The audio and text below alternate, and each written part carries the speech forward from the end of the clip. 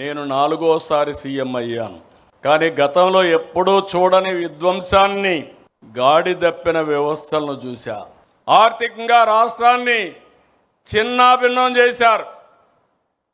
కేంద్ర పథకాల్ని సద్వినియోగం చేసుకోవాల్సిన వ్యక్తులు నిర్వీర్యం చేశారు.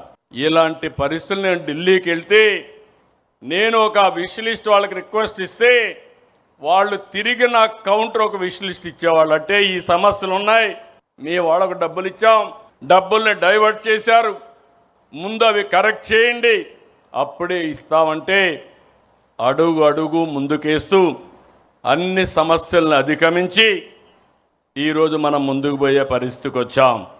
సుపరిపాలనతో పొరుగు రాష్ట్రాలు ఆశ్చర్యపోయే విధంగా పెట్టుబడులు ఆకర్షిస్తున్న ఏకైక రాష్ట్రం ఆంధ్రప్రదేశ్ రాష్ట్రం అనే విషయం మనం గుర్తుపెట్టుకోవాలి.